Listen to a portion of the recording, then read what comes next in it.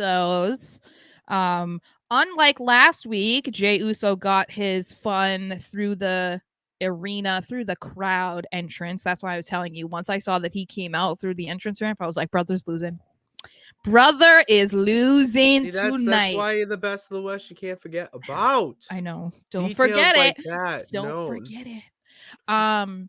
So anyway, so we see Jay come out and he's just talking about his recent weeks, which of course was like, hey, I lost the Intercontinental title. I was on SmackDown and was like talking to my brother and seeing what was going on there.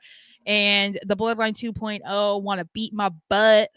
And that prompts Jimmy to come out. And after being a little bit feisty with him, we basically see the Usos reunite. They finally squash their beef. And Jay agrees to come to SmackDown to help the OTC against the Bloodline 2.0. So we knew this was going to happen. And I don't I don't think that anybody should really be sitting here and questioning that. I think the main thing I would say is, did this happen too fast? I think that is the main thing, because I get that they're building this for Survivor Series because it seems inevitable that we're going to get, OTC Bloodline versus the Bloodline 2.0. That's going to be the main men's War Games match. So they have to build for that and do it well enough in advance that it makes sense. But do you think that they maybe had Jay forgive the group too quickly? Like, should they have drawn this out a little bit more, especially because this was the go home show to Crown Jewel? They didn't need to rush it to be done this weekend. This feels rushed because SmackDown was pre-taped. So it was pre-taped because the real go home show in the last show before Crown Jewel is SmackDown.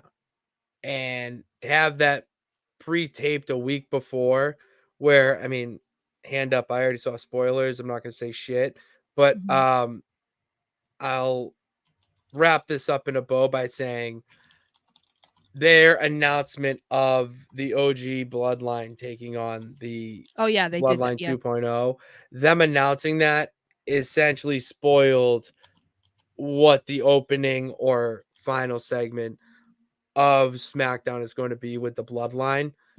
So yeah, it feels rushed in that sense, and it's an effect of the Crown Jewel effect, where it's not for you, it's not for us, it's for money. We're just gonna call it's for money. So because of that, the wrestling fans' interest in the long-term storytelling and all that shit that comes with being a wrestling fan is getting put on hold until the next pay-per-view, which I'm pretty sure is Survivor Series. It is, yeah.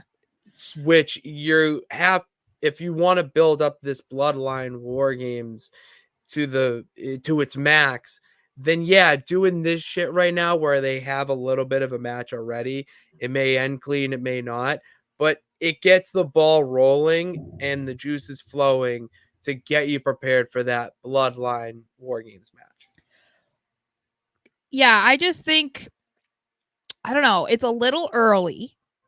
I think that given how, Jay left SmackDown, like he sought out a trade to go to Raw because he couldn't be around his family. He felt so betrayed. He was so fed up with how he was being treated. He wanted to go on this solo run, and like people were so emotionally invested in the Bloodline story, but especially Jay. It feels like we could have seen this drawn out a little bit more, and it sucks that they, like you said, like they spoiled it themselves because they got ahead of themselves by, trying to be like, okay, we need to accommodate for what we filmed on SmackDown already. It's like, well, we should probably figure out what you're going to have on Raw first instead of working backwards. Like I get that they had to do a pre-taping. That's what happens. But it's still, I don't love it. I feel like they definitely could have gone about this a little bit differently.